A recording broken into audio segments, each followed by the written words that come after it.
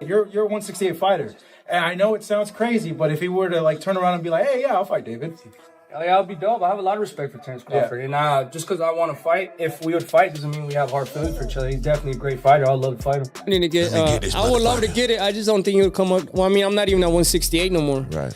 But I mean, I would love to fight Crawford, or even spar. I would love to spar Crawford. When you see a tweet that says, "Hey, can you make 168, David from Turkey?" Can he still make 168? You seeing him now training at second fight at 175? Yeah, I think he's super young still. I think definitely, I don't think, it would be a little bit hard, but I think he could definitely do 168. We didn't move to 175 because of the weight. We moved because of the opportunity. The fight everyone's talking about next is Terence Crawford versus David Benavidez, and it's getting real. Jose Benavidez Sr. just confirmed that David can drop back down to 168 pounds to make the matchup happen. I think referring to maybe if David could go and fight Crawford, like, that's crazy. To be honest, that would be even an embarrassment to me to say, David's too big for Crawford. And I always said that. I don't think, it would be a little bit hard, but I think he could definitely do 168. We didn't move to 175 because of the weight. We moved because of the Sure, it'll be a challenge for David, but he can do it. His move up to 175 wasn't really about struggling with weight. It was about chasing bigger opportunities. And you know how it goes. When someone like Turki Alalshikh brings in that huge Saudi money, any fighter suddenly finds a way to hit the right weight. You still make 168? To be honest with you, man, let Terence Crawford live. That's his weight class. Okay. I lost interest in 168 a long time ago. I mean, I know that we could get offered a lot of money to go down to 168, but I'm more comfortable on 168. In fact, Turki Alalshikh even tweeted that David can still make 168, so don't be shocked if Crawford versus Benavidez shapes up for next year. With Turkey involved, anything can happen. Add in the styles. Crawford's smart, agile boxing versus Benavidez's raw, explosive power, and you've got a fight that's part strategy, part sheer intensity. At 168, when we think about anybody at 168 outside of Canelo, the first name that comes to anybody's mind is David Benavidez. What about the potential for a fight like that? Oh, like I said, man, that's a big dude. You know what I mean? He ain't even at 168. When you look right now, he's at 175, yeah. He probably can't even make 168 no. The stakes couldn't be higher. Legacy on one side, a statement to make on the other, and massive attention with big pay-per-view numbers. If promoters get this done, expect a serious training camp, careful weight management, and a fight night that no boxing fan will want to miss. Keep your eyes peeled. This could move from rumor to reality quicker than you expect. Alalshikh posted on social media asking if David Benavidez is still capable of making it down to 168. Now, we're not sure if this little tease that Turkey made was targeted as a hint for a future fight between Crawford and Benavidez, or Canelo versus Benavidez. Just when everyone was excited about Crawford versus Benavidez's possibly happening next, Blue Blood Sports TV stepped in with a reality check for David Benz, and they didn't hold back.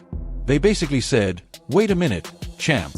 You can't call Crawford an opportunist when you were the one pushing hard for that Canelo fight." And honestly, they're right. You can't change the story just because you barely missed the spotlight. What Terence Crawford achieved is massive compared to yourself that people say technically should have been at 175. So you cannot discredit Terence Crawford and say he's an opportunist, because this is the same version of Canelo Alvarez that you wanted to fight. And you would have wanted to get all the credit in the world for beating this Canelo, and you wouldn't have wanted to hear people talk about you as an opportunist and you fought a version of Canelo Alvarez that was washed up. Benavidez spent years chasing Canelo across divisions, calling for the fight non-stop. Now that Bud finally got it, he's acting like that Canelo wasn't the same. Come on, man. That's like refusing cake after someone else already ate it. Sure, Benavidez deserved that fight years ago, and WBC politics didn't help him, no question. But putting Crawford down now? That's just unnecessary drama. Discredit Terence Crawford's victory. That's nasty work, bro. And you one of my guys, you know that. And shout out to your father and your brother. Don't let these people put batteries in your back for you to discredit Terence Crawford's victory. Don't let it happen, bro. We know a disservice was done to you. We know you should have been got the Canelo Alvarez fight. We already know that. But don't say this was a washed up version of Canelo Alvarez, because you would have accepted this same fight and won. The truth is, Bud did what no one else had the guts to do. He moved up 21 pounds to face a fighter everyone else avoided. If David is really planning to drop back to 168 for Crawford, that's bold and I respect it. But until that fight happens, let's not forget that Crawford just changed the game. Love him or hate him, Bud made history, and the only opportunism here was his perfect timing that made everyone else look small. So you would have fought the same version of Canelo Alvarez and expected all the credit in the world. So you can't discredit Terence Crawford and say his fight and beating him was opportune. Just when we thought the Bud versus Benavidez story was heating up, a new twist dropped. Team Crawford claims Bud wants $100 million for his next fight. Yeah, $100 million. That's not a fight purse, that's a lottery jackpot. We all respect Bud, but at that price, he might as well fight Thanos, because unless someone starts printing money in Riyadh, who's actually signing that check? Let's start off with what Bernie of Team Crawford said, right? He says, quote, "I think Terence Crawford is done. If it ain't $100 million to go down and fight those guys like Janabek, Erislandy Lara, and Carlos Adames, let them guys do all the hard work." $100 million? What you think you got? Kelsey Grammer? Chelsea Clinton? But let's be real, this move screams, I've conquered boxing, now pay me like a legend. And I get it, Crawford just dominated Canelo and feels untouchable. But asking $100 million for names like Janbek and Carlos Adams? That's not boxing, that's premium fantasy mode. Still, you have to respect the confidence. Bud's basically saying, if I step back in the ring, it's generational money or I'm sitting with generational wealth. And honestly, you can't be mad at that. He's earned it. Now it's up to the boxing world to see if they can match the price. So now, I'm not mad at it. Crawford's team, they want $100 million. Crawford needs $100 million to perform or to get back in the ring, or he might retire. Then, in my opinion, if that is your real asking price, you might have to retire, because no one needs to see a Canelo rematch. And fights like Lara, Janabek, and... Right after Crawford dropped the $100 million bomb, he went full story mode about how the whole Canelo fight even began, and it's wild. Turns out it wasn't just a random money move. It was Bill Haney, Devin's dad, who planted the Canelo idea way before Crawford fought Spence. Picture it, they're in the gym, Bill strolls up and says, forget Spence, go after Canelo, and Bud's thinking, that guy's huge. Then he takes another look, realizes they're the same height, and that's when the light bulb goes off. Bro, for real? I thought this was after. No, this is before. Crawford Spence won. He said, man, don't even stop chasing Errol Spence. He was like, man, the guy to focus and chase is Canelo. Really? He was like, man, you can beat him. He was like, man, Spence, Canelo. And like every time I see him, he'd be like, Canelo. And that's the thing about Bud. He's not driven by ego, he's driven by belief. He studied Canelo's game like it was a championship thesis. You can see how Bill Haney's advice stuck with him in a good way.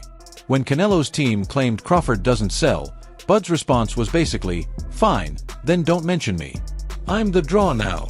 Classic Bud, calm on the surface, but you know someone's about to get handled in the ring.